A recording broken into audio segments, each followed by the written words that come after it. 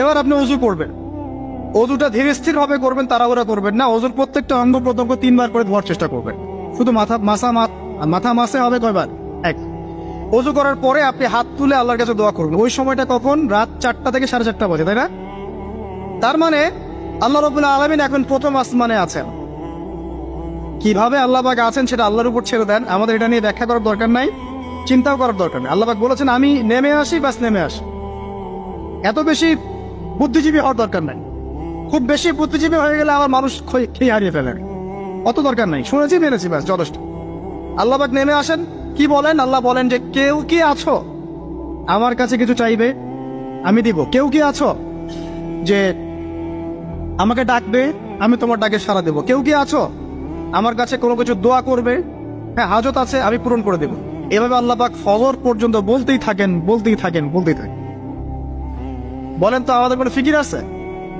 আমরা সবাই ঘুমাই কয়টায়? হয় একটায়, না দুইটায়, না তিনটায় ম্যাক্সিমাম এখনকার। আমি যে বিষয়টা নিয়ে কথা বলছি এটা খুবই কঠিন। 9টা থেকে 10টার মধ্যে বা 11টার মধ্যে ঘুমাতে হবে, এটা খুবই কঠিন বিষয় এখনকার জেনারেশনের কাছে। এর জন্য প্রথম যে কাজটা সেটা হলো রাত্রেবেলা স্মার্টফোন আর চালানো যাবে। এশার নামাজ শেষ, ফোন একদম ডয়ারে লক করে রাখবে, কিচ্ছু করার নাই। এটা না করতে পারলে আপনি ঘুমাতে পারবেন না, ঘুমাতে পারবেনই না। এবং এরপর দিনে আসছি, তখন বলছি দিনে কিছু কাজ আছে, দিনের কাজগুলো যদি আমরা ঠিকঠাক মতো করি তাহলে রাতে তাড়াতাড়ি ঘুম আসবে ইনশাআল্লাহ। যদি না করি তাহলে ঘুম আসবে না। তো শেষ রাতে আল্লাহ পাক আসমানে নেমে আসেন, প্রথম আসমানে, এবং এই আহ্বান করতে থাকেন। তাই ওই সময় ওযু করার পরেই আপনি হাত তুলে আল্লাহর কাছে দোয়া করা শুরু করেন। আপনার যত চাওয়া পাওয়া আছে আল্লাহর কাছে ঢেলে দেন, ইনশাআল্লাহ আল্লাহ রাব্বুল আলামিন আপনাকে খালি হাতে ফেরাবেন না ইনশাআল্লাহ।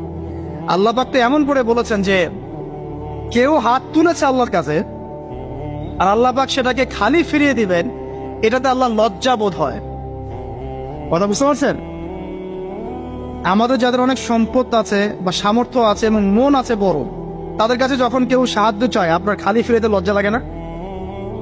আপনার মনে হয় না যে চাইলো এত করে কিভাবে না করে ফিরাই? আছে না এমন মানুষ? আছে না? আসলে দান সৎকা করার জন্য সম্পদ লাগে না, দান সৎকা করার জন্য মন লাগে। কি লাগে? মন লাগে। দেখবেন অনেক কোটিয়াল আছে মানুষ, দান সৎকা করতে পারে না, জাকাতই তো দেয় না, দান সৎকা করবে কি? বাংলাদেশে যত কোটিপতিগুলো আছে সবার থেকে জাকাত নেওয়া শুরু করলে এদেশে কোনো দারিদ্রতা বলে কিছু থাকবে না ইনশাআল্লাহ, থাকবেই না। এটাই বাস্তব। কে উদ্ধার করবে সেই টাকা? ইমাম মাহাদি আসলে করবে ইনশাআল্লাহ, ঈসা ইবনে মারিয়াম আসলে করবে ইনশাআল্লাহ। তখন কে জাকাত না দিয়ে পার পায় তাই দেখা যাবে। একটা ব্যক্তি পাওয়া যাবে না জাকাত না দিয়ে পার পায়। অবশ্য তখন এমন একটা যুগ আসবে যে মানুষ জাকাতের টাকা নিয়ে ঘুরবে, কিন্তু নেওয়ার মতো মানুষ নেই, সবাই সচ্ছল। আল্লাহ পাক সেই সুদিন ফিরায় আনুক, আমিন। এটা বলছিলাম যে সৎকা করার জন্য মন লাগে, আবার টাকা লাগে না। এখন আসেন, কেউ যদি আমাদের কাছে এভাবে চায় আমরা খালি ফিরাতে লজ্জাবোধ করি। আল্লাহ পাক বলছেন যে আমার কাছে যখন বান্দা কিছু চায় তার হাতটাকে আমি খালি ফিরাই দেবো, এটাতে আমি লজ্জাবোধ করি। দোয়া করলে কয়েকটা বিষয় একটা হবেই, হয় আপনি সাথে সাথে সেটা পাবেন, না হলে একটু দেরিতে পাবেন, না হলে আল্লাহ পাক সেটা জমা করে রাখবেন পরকালের জন্য। পরকালে যখন আপনি দাঁড়াবেন আল্লাহর সামনে, আল্লাহ বলবেন দুনিয়াতে তুমি এই এই বিষয়গুলো চেয়েছিলে, আমি দুনিয়াতে দেই নাই, পরকালে তোমার জন্য সঞ্চিত রেখেছি, এখন না। তখন মানুষ কি বলবো জানেন? আমরা বলবো যে আল্লাহ দুনিয়াতে কিছুই যদি না পাইতাম, আজকেই সব দিতে, তাহলেই হবে। তো বেশি বেশি দোয়া করার অভ্যাস তৈরি করেন, বেশি বেশি দোয়া করেন। দোয়াই ইবাদত, আর দোয়া বলে ইবাদত, দোয়াই ইবাদত। দোয়া করতে থাকেন, ইনশাআল্লাহ দেখবেন আল্লাহর সাথে আপনার সম্পর্ক গাঢ় হবে। যার সাথে আল্লাহর সম্পর্ক যত বেশি গাঢ় হবে, ইনশাআল্লাহ সে তত বেশি পরকালের বাসিন্দা হবে, দুনিয়ার বাসিন্দা কম হবে। আল্লাহ পাকে নূর এবং মারিফত সে অর্জন করতে পারবে ইনশাআল্লাহ তাআলা। এবারে আমরা কি করব? এবার মিনিমাম 2 রাকাত নামাজ পড়ার চেষ্টা করেন। রাতের সালাত 2 রাকাত করে আপনি 2, 4, 6, 8, 10, 12, 20 পড়তেই থাকতে পারেন, কোনো সমস্যা নেই।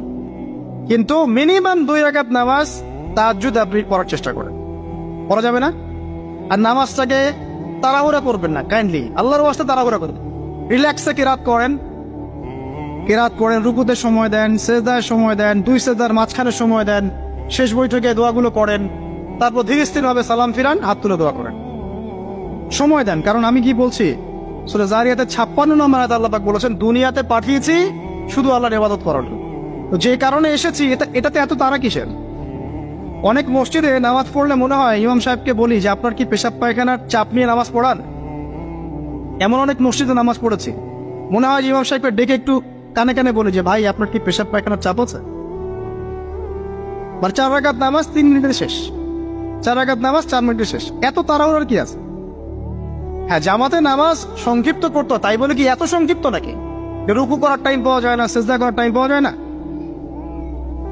নামাজে ধীর স্থিরতা এবং খুশুটা খুব ইম্পর্টেন্ট। নামাজে কোথায় হাত বাঁধলেন এটা নিয়ে তর্ক না করে নামাজের একাগ্রতা মনোযোগ কতটুকু আসছে এটা নিয়ে তর্ক করেন। ভিতরের রুহটাই আসল, আধ্যাত্মিকত্বটাই আসল। হ্যাঁ, একজন ভাই হাত বেঁধেছে মনে করেন এখানে, কেউ বেঁধেছে এখানে, এটা নিয়ে ঝগড়া করেন। দেখেন নামাজে কতটুকু ফোকাস, মনোযোগ কতটুকু থাকছে, কতটুকু নামাজে আপনি দোয়া করতে শিখছেন, সিজদায় আল্লাহকে পাইতে শিখছেন। নামাজ পড়ে কি ফিল হচ্ছে যে আমি আল্লাহর সাথে কথা বলছি, আল্লাহ আমার কথা শুনছেন? আমরা তো মেকানিক্যাল নামাজ অভ্যস্ত এখন, মানে দুনিয়ার কাজের চাপ এত বেশি, জাস্ট মসজিদে যাবো, ঢুকবো, বেরো, চলে আসবো, হাজিরা দিতে আসছি মনে হয়, সিগনেচার করবো, চলে যাবো, ভাবতে হয়। এত তারা কিসের ভাই? ওমা খালাকতুল জিন্না ওয়াল ইনসা ইল্লা লিয়াবুদুন, শুধু ইবাদত করার জন্যই সৃষ্টি করেছে তোমাদেরকে।